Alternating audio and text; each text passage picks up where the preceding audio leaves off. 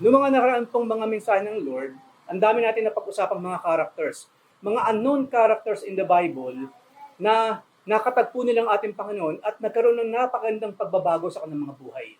At meron din po tayong mga napag-usapan na may pangalan din naman, like last week. Di ba? May pangalan yung napag-usapan natin. Isa lang yung nakita natin. Kapag nagkaroon ng encounter ang mga taong ito sa ating Panginoon, hindi lamang mga temporaring mga pagbabago, kagandahan, yung nangyayari sa buhay nila, kundi permanent. Especially we're talking about eternity here. Katulad po nating lahat, kung talaga pong meron ngayong Kristo sa ating mga puso, when our flesh dies, our souls, ang ating mga kaluluwa po, mabubuhay magpakailanman. Yun po yung kagandahan. Karagdagan na lang sa pag-usapan natin kanina. Tayo yung talagang pakay ng Lord eh. Hindi naman ang pakay ng Panginoon yung mga bagay na pwede natin i-offer sa Kanya, kundi ang talagang pakay niya, since the beginning, since the creation, tayo ng mga tao, tayong mga merong kaluluwa. At yun ngayon ang gusto ng Panginoon, na after ng buhay ninyo there in earth, maisama kayo dito sa eternity, dito sa Kanyang eternal kingdom. Yun po yung tinatawag na unshakable kingdom ng ating Panginoon. Isa po yun sa magandang tawag sa kaharian ng ating Panginoon, unshakable. This planet, yung pong buong universe, nag-shake yan. Kasi po hindi lang po ang Earth ang medyo nagagalaw ngayon. Marami pong mga planets, mga stars, sumasabog bigla, nagiging supernova, nagkakadurog-durog. Hindi lamang ang Earth, hindi lamang ang ating Milky Way, kundi ang buong universe po naliliglig. Pero maraming salamat again sa Panginoon, kung ang universe kasama ang Earth naliliglig, merong unshakable kingdom ng ating Lord kung saan tayo po isasama niya at the end po ng ating pamumuhay sa planetang ito. Ngayon po, meron ulit tayong pag-uusapan. According po sa ating binasa, ang pamagat po ng message for today ay the fig tree.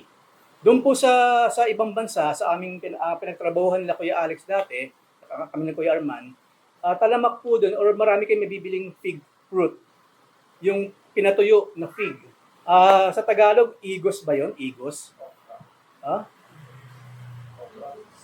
Okra? Hindi, iba pa yung okra. Dapat pala naglagay ako ng itsura. Igos po siya sa Tagalog. Kaso hindi kasi siya regular here. Hindi siya tumutubo dito sa Pilipinas. Pero paminsan-minsan yung nasa abroad, nag-uuwi nun. Maraming buto sa loob yun. At ito po yung pulo pag-uusapan natin. At pag-uusapan din natin yung supposedly yung bunga na dapat nakita sa kanya ng Panginoon. So meron din pong pinag-uusapang people, pero gumamit ang Panginoon ng isang object, which is the fig tree. At titingnan po natin, ayon sa binasa natin kanina, paano tayo makaka-relate ngayon sa kwento ng fig tree na ito. Ayun po, prior po dun sa kwento ng fig tree, meron munang eksena. Yun po yung mababasa natin sa Matthew 21, verse 12 and 13. Basahin muna natin itong bagay na ito para mas malaman natin bakit naging ganun yung eksena sa fig tree. So, isang araw po ang ating Panginoon muli pumasok sa templo at nakita niya ang daming mga nagtitinda sa temple yard. At lahat ng mga nagtitindang iyon, hindi po sila fair. Kundi nagalit ang Panginoon, ginawa daw nilang den of thieves. Katulad po sa sinabi ng Panginoon sa bandang huli, it is written, my house shall be called a house of prayer. Pawang spiritual lang dapat ang focus ng lahat ng pumupunta rito, but you make it a den of robbers. Ngayon, meron nagtatanong, paano naman nagtitinda lang naman yung mga tao? Masama bang magtinda? Wala bang masama bang magtinda around the temple court? Ang sabi po kasi sa Bible, sa temple court po siya, hindi sa loob. Nasa labas sila. Pero then again, parte kasi yun ng temple court, parte siya ng mismong temple itself. Bakit nangyari ang Panginoon galit na galit at itinaob niya yung mga tindahan? Kung nagtitinda lang talaga yung mga taong yon. According again sa mga napag-usapan po natin last time, sila po kasi mga naninikil sa mga taong pumupunta doon. Ang primary business po ng mga taong ito na itinaob ng Panginoon ng kanilang mga tindahan, magbenta ng mga hayop na i-offer sa templo. Ngayon po, overpriced. Maging yung po mga nagpapalit ng pera, kasi marami po dyan mga pilgrims. Dumadayo from around the world by that time, pumupunta sa lugar na yan para sumamba. At kailangan din nila ng finances, ng pera, para yun ang gagamit nila. hindi lamang sa pambili ng mga overpriced na mga sacrificial animals, kundi sa iba pang mga bagay. Ngayon po, ganitong sistema. Trap yung mga tao. Yung mga taong gusto sumamba, nangangailangan ng pera, ng offering, na-trap sila sa isang very, very corrupt na sistema. Na according sa pag-usapan natin, sino talaga in the end, sino yung kumikita talaga sa mga nagtitindang ito? Yung mga religious leaders. Hindi po kasi sila makakapag-money change, hindi sila makakapagtinda ng mga animals na i-offer sa templo kung wala yung business permit mula sa mga pariseyo. Yung mismong religious leaders, yung religious system, ang nagkakamal ng maraming pera, ang mismong corrupt. At galit na galit ang Panginoon doon. Basahin po ninyo ang Biblia, walang ibang tao na galit ang Panginoon, kundi sa mga religious leaders. Pansinin po ninyo, parang si Jose Rizal lang, di ba? Kung talagang babasahin natin maigi yung No Limit Angere sa kay El Filibusterismo, kanino ba galit na galit si Rizal? Sa mga tao ba? Hindi. Kanino? Padre Damaso, Padre Salvi. Yung mga religious leaders pa mismo kasi ang sumisikil sa mismong mga taong nasasakupan nila. Ganon din po ang nangyari by that time. Kaya ang Panginoon, ganyan ang galit niya. Mga magnanakaw kayo, kaya binalibag ng Panginoon ng lahat ng ito upang ipakita ang kanyang galit. Yung zeal ng Panginoon, yung kanyang holy anger, ipinakita niya rito. And then po, syempre, ang tunay na nasaktan dyan, yung mga Pharisee. Kaya nga po, alam na natin ang kwento. Later on, it seems nagawa ng mga Pharisee ipapako sa krus ng ating Panginoon. But of course, wala silang kaalam-alam. Yun naman talaga ang plano ng ating Panginoon since nang siya ay ipanganak sa mundong ito. So yan po muna ang eksena bago yung pag-uusapan natin ngayon. So galing ang Panginoon sa ganyang eksena, then after a while nga po, nabasa natin kanina, according sa Matthew 21:18 and 19, so ito muna, then kinabukasan, as Jesus was returning to the city, he became hungry. Kasi po nagkatawang-tawang ating Panginoon, so katulad ng tao, siya'y nagugutom.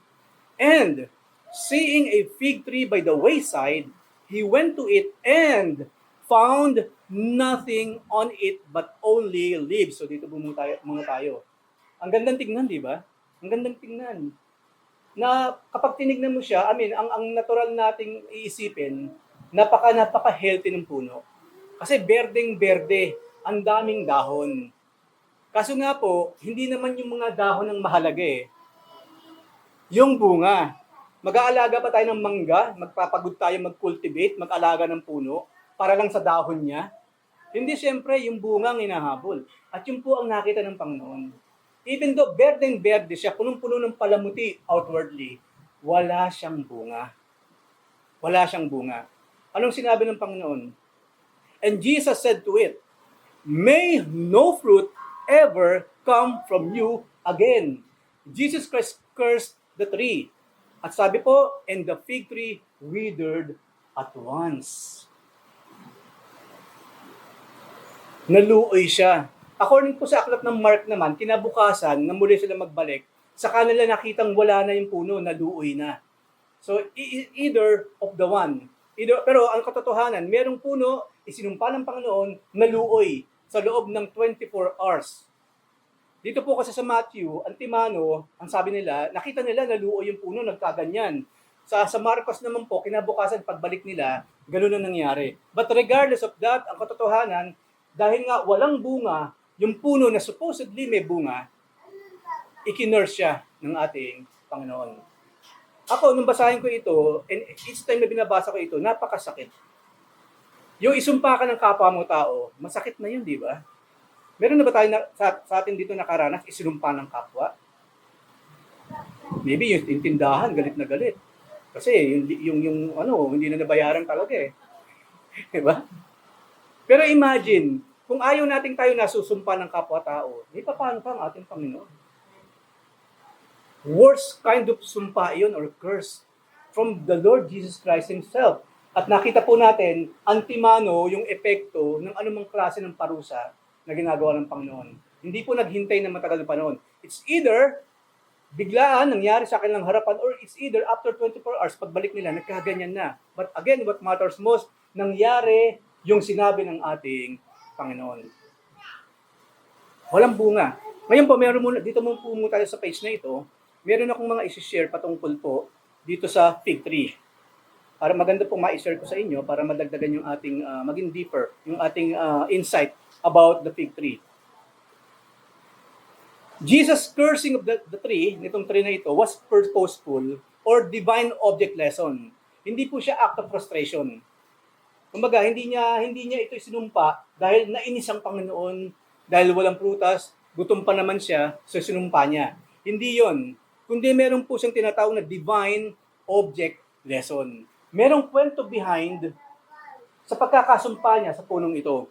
Ito by that time ang ginawa niyang object of his lesson. Pero kasi naalala natin, di ba kanina lang sa binasa natin, pagpunta niya sa templo, yun yung inabutan niya sa temple.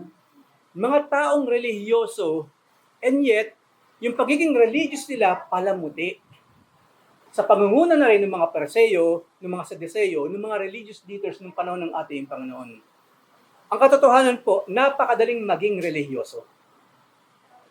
Kadalasan nga po, di ba, tinatapalan natin ng mga gawang relihiyoso yung ating kawalan ng pananampalataya.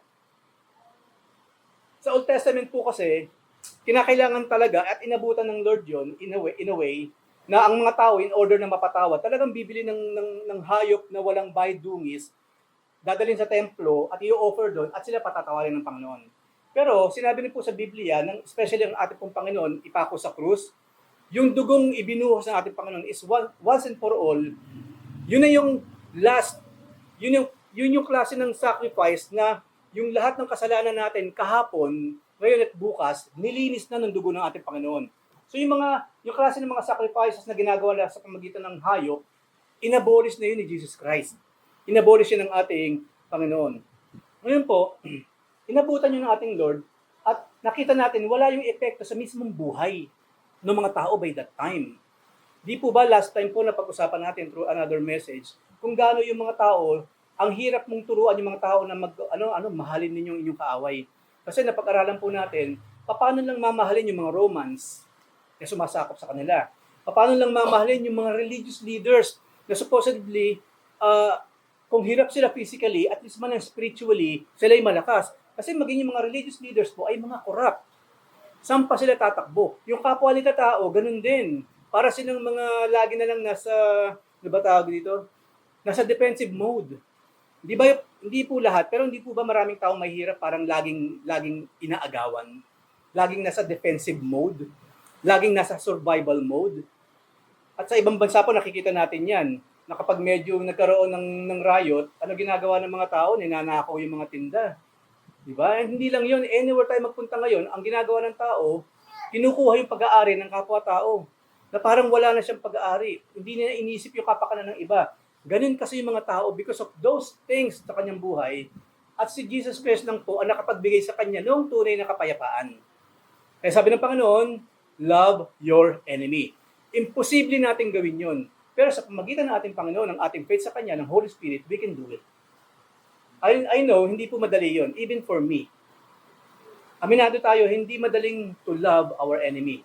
But doon po papasok yung ating faith, yung ating pag-yield sa Holy Spirit ng ating Panginoon. Ano pa po? So, merong divine na lesson na gustong iturong Panginoon sa pamagitan na nangyaring ito. Hindi mismo diyan, kundi sa mga taong nagsasabing sila ay religious or mga Hudyo. The fig tree is often used in Scripture as a symbol of Israel. Kung babasahin po ninyong Biblia, laging ginagamit ng Panginoon na simbolo ng Israel ang fig tree. Laging symbol yan. At marami kayo, later po, mapag-aaralan natin, ano pang klase ng application or symbolism ang ginagamit ng Panginoon ang fig tree, na ang pinatutungkulan niya ay ang Israel. Pero this time around, yung po nakikita natin punong ito, this symbolizes Israel itself. Kasi po yung mga Pharisee, mga Sadducees, yung mga tao dito, mga Israelite, mga Hudyo, and yet, they are so religious, pero nang tignan ng Panginoon ng kalambuhay, walang magandang bunga. Kaya po galit na galit ang ating Panginoon. Hindi lamang yon, the barren fig tree symbolizes divine judgment on Israel because of her spiritual fruitlessness. Alam niyo po ang Israel, napakamapalad nila kasi una, sila yung pinili ng Diyos para dun isisilang ang ating Panginoong Jesus. Ang dami ng bansa by that time. Andiyan ang Lebanon, andiyan ang Syria. Marami na pong, ang Greece, nag-e-exist na, ang Iran, ang Persia, ang dami pong bansa na pwedeng gamitin ng Panginoon upang doon ipanganak ang Mesaya. Pero mapalad ang Israel, sila ang pinili. Kung sino pa yung mga taong pinakamatatigas ang ulo, yun ang pinili ng Panginoon. Ang point po, ang ibig sabihin, lahat na ng klase ng pabor po, ibinigay ng Diyos, ng ating Diyos Ama sa Israel. Ano pa po? The abundance of leaves held out a promise that the tree might also be ahead of schedule. Ang sabi po kasi sa aklat ng Mark, hindi pa rin panahon kasi ng pamamunga nung kumuha ang Panginoon, naghanap siya ng prutas. Ngayon po, ang kala ng iba, bakit naman isinumpa yung puno, samantalang kaya pala walang bunga, hindi pa panahon.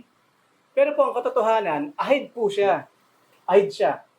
Yung pong mga katulad yung fig tree around, talagang wala ni dahon, wala. Kasi po twice lang siyang namumunga, nagdadahon, namumunga sa loob ng isang taon. Ito pong punong nag-iisang ito sa tabi ng daan, meron na siyang leaves. Pero ito pong fig tree, wala pang leaves. Ang ibig sabihin po, may advantage siya na itong punong ito. Na even though hindi pa niya panahon ng pagkakaroon ng dahon and ultimately pagkakaroon ng bunga, meron na siyang dahon. So kakaiba ito. Umaga, merong some extra favor para sa punong ito. Na habang yung iba hindi pa namumunga, siya nagdadahon na. Katulad po ng Israel. Bago pa tayong lahat, Israel muna ang pinakitaan ng Diyos ng pagmamahal. Panahon pa lang ni Moses. Panahon pa lamang ni Jacob at ng kanyang mga anak, nung 12 tribes of Jacob, nauna na sila na nakita ng mundo na pinapaboran ng Diyos. Pero nagkaroon ba ng magandang bunga yung favor na ginawa ng Diyos mula panahon ni Moses hanggang sa panahon na ito para sa kanila? Hindi nga po eh. Ang nangyari, nang makita ng Panginoon at sa kabila ng lahat ng favor ng Diyos sa kanila, nang hanapan sila ng bunga, wala silang bunga. Ang nakita pa nga ng Panginoon, puro dahon lang. Parang sa tao rin po yun, parang sa atin. Baka naman tayo, puro dahon lang, puro palamuti. Or, spiritually, pag tinignan tayo outwardly, parang napaka-religious natin, napaka-religyoso. Pero nang tignan pala ng Panginoon ng puso natin, bagsak ang spirituality. Okay, nagbibigay sa mahihirap, okay, nagdadasal, nagbabasa nito, nagbibigay ng any amount sa mahihirap, okay, those are material, religious things. Madali pong magpaka-religyoso, pero hindi madaling magkaroon ng tunay ng pananampalataya sa Diyos. At marami pong taong ganoon. Ang tawag nga ng Panginoon doon, hypocrites, mga ipokrito. Pag tinignan mo sa panlabas, banal na banal, pero pag tinignan mo ang puso, ano raw sabi ng Panginoon, para nabubulok na nicho. Yun po yung ginamit ni Jesus Christ mismo na symbol, analogy para sa mga religious leaders. So sabi ng Panginoon sa mga Preseyo, kayong mga Preseyo, woe to you, hypocrites, sabi ng Panginoon. Para kayong mga nicho. Pag tinignan kayo sa panlabas, ang puti-puti nyo, napakagara, napakalinis. Pero pag binuksan naman kayo, ano raw yung nasa loob, nabubulok na bangkay. Yun po ang nakikita ng Panginoon by that time. Katulad po sa nangyari sa punong ito, puro dahon. Pero sa mata ng ating Panginoon, since wala siyang bunga, ito ngayon lumabas yung katotohanan. Pag tinanggal ninyo, nang tanggalin ng Panginoon yung mga palamuti sa buhay ng isang tao o sa punong ito talaga ang itsura niya. Tayo rin po ang pinatutungkulan ng Panginoon sa pamagitan ng punong ito. Ang mga Israelita, ang mga Hudyo, at tayo ngayon. Gaano ba tayo karelihiyoso ngayon? Gaano tayo karelihiyoso? Baka nga pagiging religious, hindi pa rin. Hindi naman lahat ng parte ng relihiyon bawal. Kasi tama naman lagi nagpe-pray, tama naman nagbibigay ng tulong sa mga mahihirap. Maganda yun, pero samahan natin ng tunay na pananampalataya sa tunay na Diyos at Panginoon, which is the Lord Jesus Christ. So this is us now. Kanina pinag-uusapan natin Israel lang, which sinisimbolize ang punong ito. But now, ilagay na natin ang ating mga sarili. Tayo ba ngayon ay puro palamuti na lamang sa harap ng ating Panginoon? Kapag tinignan ba ng Panginoon ang ating puso, meron ba siya magagandang bunga na makikita sa atin today? So tignan nga po natin next. Matthew 21 verse 20. Nung makita ito ng mga apostol, sabi nila, how did the fig tree wither at once? Nakapokus yung mga apostol Doon na lamang sa pagkabulok ng puno. Hindi nila nakuha yung malalim na symbolism na gustong ituro ng ating Panginoon. Katulad din natin, di ba, kapag kulang sa spirituality, ang tanging natin nakikita pawang panlabas din lang. Kasi po by that time po ang mga disipulo, kulang pa rin talaga sila sa aral, kulang pa talaga sila sa mga spiritual knowledge. Kaya nga po, under sila ng discipline ng ating Panginoon, under sila ng ating Panginoon sa mga katuruan, kaya tinatawag silang mga disipulo. Yun po ang ibig sabihin ng disciple, under the discipline of someone. At yun po sila. At this time around, dito pa lang nakarating yung kanilang pagkakaunawa sa ginawa ng ating Panginoon. Basta kanina or kahapon, buhay na buhay, mayabang ang puno ito, ngayon hindi na. Lahat naman tayo ganyan, di ba? Kadalasan nakikita natin yung mga panandalian lamang, yung mga panlabas. Minsan hindi natin nakukuha, ano kaya yung dahilan? Ano ang dahilan? Patulad po sa pinag-usapan natin kanina, anything pong nangyayari sa ating buhay, sigurado po yun, merong reason ng Diyos behind it. Ang gusto kasi ng tao, di ba, lahat ng gusto natin makuha natin, hindi lamang sa makuha natin yung gusto natin yung oras natin na matupad. Na-share ko din po sa mga kapatiran, kung tutusin ang problema lang talaga natin mga tao, gusto natin now na. Ayaw natin pag meron tayong hiningi or gusto, next week pa or next month pa. Ayaw natin ng ganun. Nasanay tayo ng gusto ko, Lord, ngayon na. Pag hindi nangyari yung ngayon, ayan na ngayon. Ang feeling natin ngayon, kandahirap tayo sa buhay. Pero tandaan po natin, blessed are those who patiently waits for the Lord. At habang naghihintay din po tayo sa Panginoon, sa kanyang pagkilos, sa panong ibibigay niya ating kahilingan, let's be faithful to Him. Gawin natin yung dapat nating gawin para sa kanyang kapurihan. Patiently waiting, at the same time, we are also doing anong dapat nating gawin habang tayo naghihintay sa pagpapala ng Panginoon. Hindi po pwede yung habang naghihintay, wala lang. We never pray, hindi tayo nagbabasa ng Biblia, hindi tayo gumagawa ng bagay na mabuti, kundi puros pansarili lamang. Dapat po sabayan natin yung ating panalangin na pagiging faithful. Kasi po, hindi lahat ng nagpe-pray, faithful. Hindi lahat ng nagbabasa ng Bible, faithful. Yung ibang relihiyon, nagbabasa ng Bible, hindi naman para paniwala ng Biblia, kundi hanapan ng butas, right? Yung iba nagpe-pray, ano pinagpe-pray niya? Sarili lang. I, me, myself. At hindi lamang yun nga, Lord, pwede po ba ngayon na? Kasi kailangan ko na ngayon. Kaso nga pong Panginoon, hindi siya utusan. Tayo ang servant, siya ang master. Kung kailan gusto ng master na matupad, ibigay yung ating hiningi sa kanya, yun ang masusunod, hindi tayo. So ang mga disciple, yun lang ang nakita nila by that time. At paminsan-minsan, ganyan din tayo, puros panlabasan na nakikita natin. But now, remember po, anytime na mangyayari, anything na makikita natin sa buhay natin, sa buhay ng iba, lagi po yung merong purpose ang ating Panginoon. At yun po yung hinahanap natin. Lord, ano po yung purpose ninyo? Bakit nangyayari sa akin ngayon ito? And patiently wait sa Panginoon habang nagsisilbi tayo sa Kanya. Basahin po natin James chapter 2, 14 to 17. Dito ngayon pumapasok yung kahalagahan ng pananampalataya. What good is it, my brothers, if someone says he has faith but does not have works? Good works, syempre pinag-usapan dito. Can that faith save him? If a brother or sister is poorly clothed and lacking in daily food, and one of you says to them, go in peace, be warmed and filled, without giving them the things needed for the body, what good is that? So also faith by itself, if does not have works, it is dead. Tama po, meron tayong pananampalataya. Pero dapat po yung faith na meron tayo, nakikita saan daw? Sa mabubuting gawa sa ating buhay. Katulad nga po ng punong ito. Meron na nga siyang dahon, berde na siya eh. It seems yung pagiging religious, yung pagkakaroon niya ng paniniwala sa Diyos, parang nandun siya. Kaso nga ang hinahanap yung bunga. Katulad natin, laging bunga naman eh. Di ba? Laging bunga ng kalamansi, bunga ng mangga, santol. Lagi naman yung bunga hinahanap natin. Hindi lang yung puno, kundi yung bunga niya. Ganun din ang ating Panginoon. So, maganda yun kung tayo may pananampalataya. Pero then again, sabi sa Biblia, kung walang good works na kaakibat ng ating tinatawag na faith, then para saan siya? Walang saysay.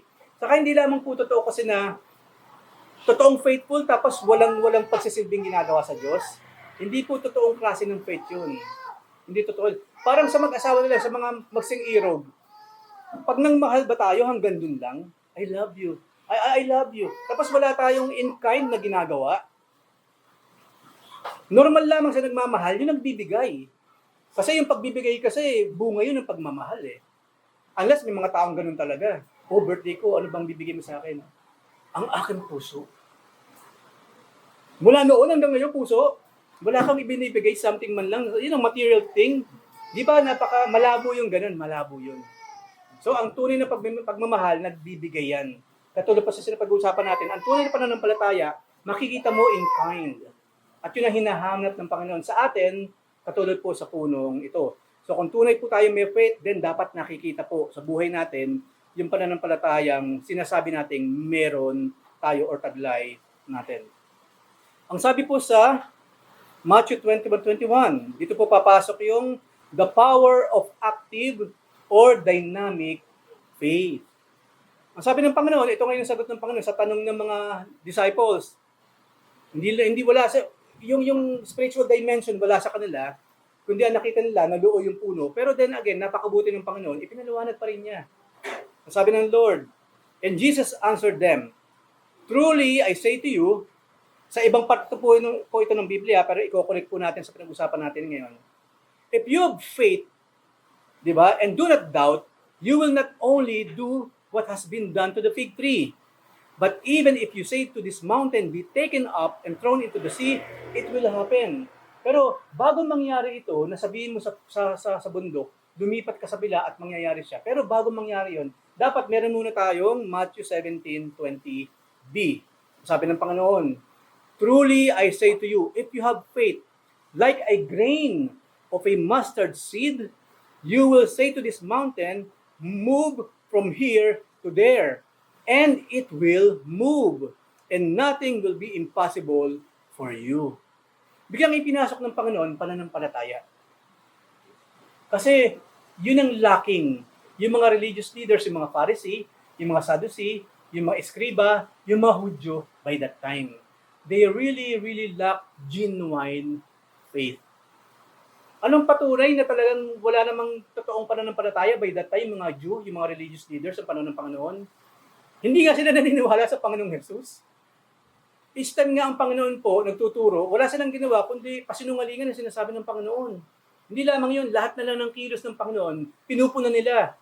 Halimbawa, naimbitahan ng Panginoon sa bahay ng isang tax collector, pinunan nila yun. Kung talagang ito ang Mesaya, kung talagang itong anak ng Diyos, bakit siya kumakain?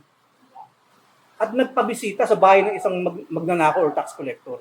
Yung wala nang ginawa yung mga religious leaders, kundi hindi paniwala ng Panginoon at siraan pa nga siya. They are religious people and yet they don't believe the Lord.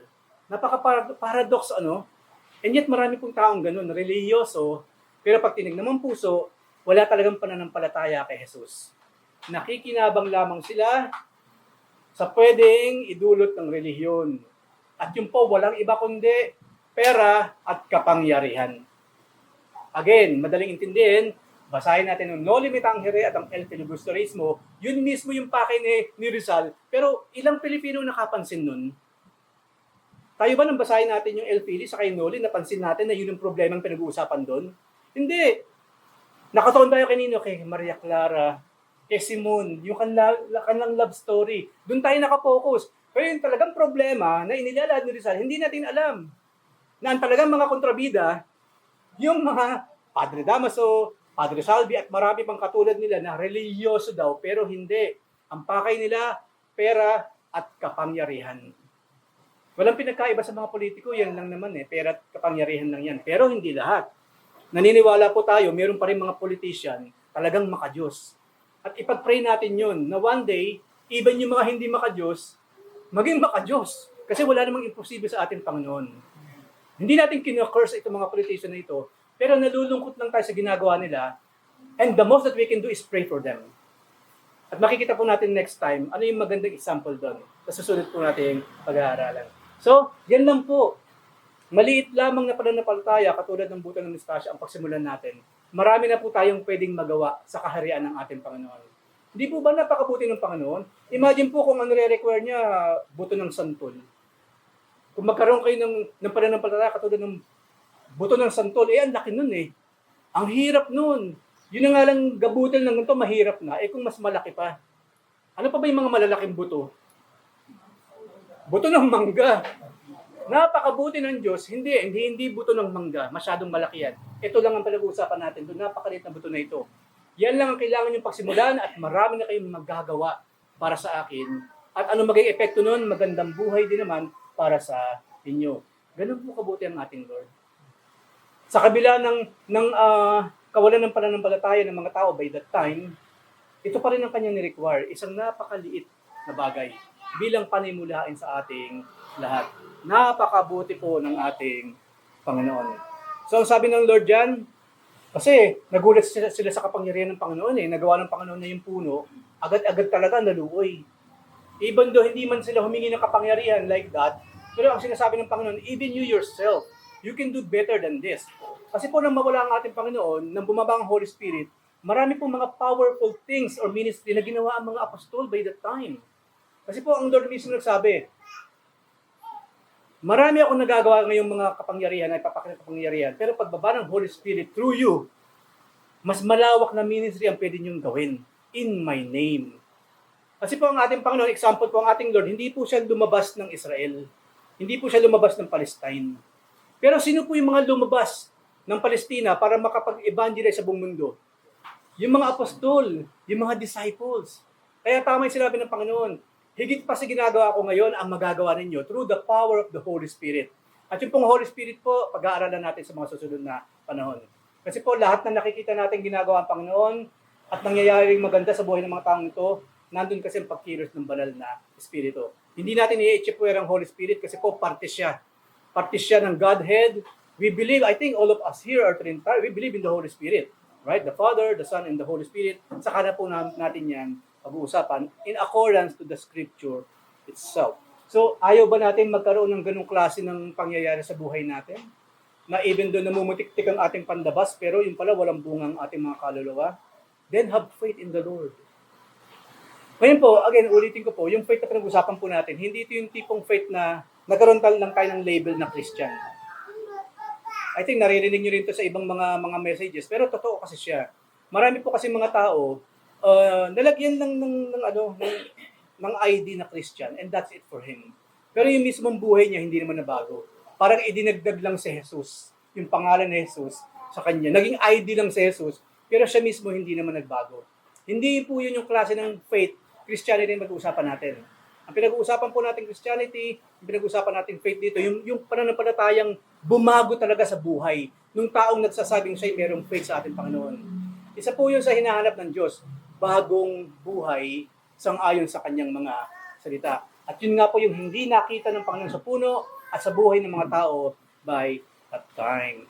So bilang panghuli po, sa ating verses to ponder, ang sabi po sa Matthew 21:22, whatever you ask in prayer, you will receive if you have faith. Ngayon, given na po, ang pinag-usapan natin faith dito, genuine faith. Dynamic, energetic, active faith. Yung klase ng faith na makikita sa buhay. Yun po ang pinag-usapan natin. Kung meron daw tayong ganung klase ng faith, alam mo daw hingin natin sa panalangin, ibibigay ng ating Panginoon. So ulitin ko po hindi superficial faith ang pinag-usapan dito. Kasi kung faith din po paniniwala kay Jesus, ang sabi sa Book of James, even po yung mga demonyo naniniwala rin kay Jesus. Nanginginig pa nga.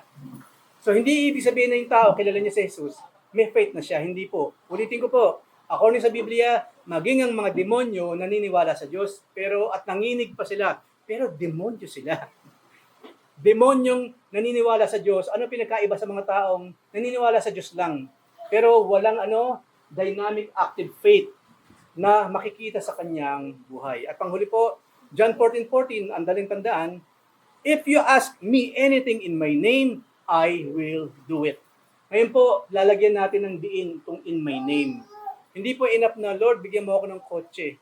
In Jesus' name. At ibibigay ng Diyos yun. Hindi po. Kasi sabi ng Panginoon, in my name Ano ba yung dala ng pangalan ni Jesus? Una, ang dala ng pangalan natin, Panginoon, kabanalan.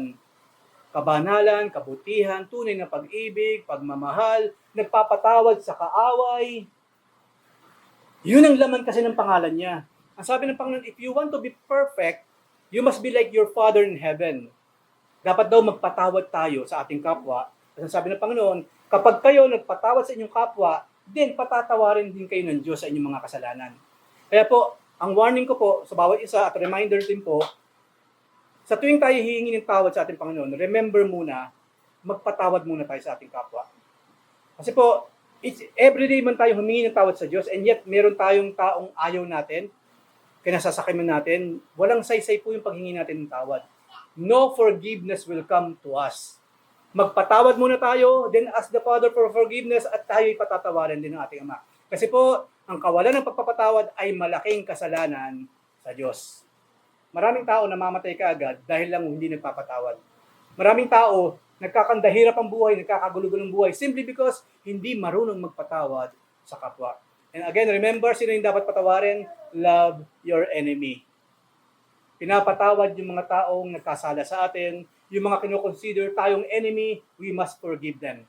And then, that is in the name of the Lord Jesus Christ. Then whatever we pray, kung kalooban ng ating Panginoon, gagawin niya at ibibigay niya sa atin.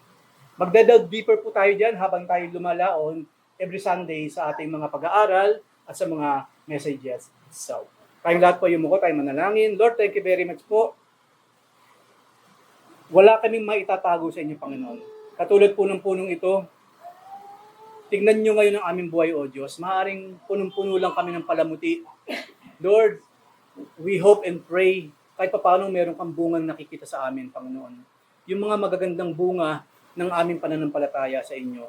Lord, patawarin mo po kami, O Diyos, kung sakali man sa mga sandaling ito, nagkukulang ang aming pananampalataya. Patawarin mo po kami, Panginoon, kung sakali mang sinasabi namin kami Christian, and yet, yung bungang hinahanap niyo ay hindi niyo nakikita sa amin. Lord, inaamin po namin, hindi namin kaya mag-isa. Tulungan mo po kami, Panginoon. We need the guidance, we need the help of your Holy Spirit, O God. Kaya Father in Heaven, ang lahat po sa aming buhay, isinusuko namin sa inyo.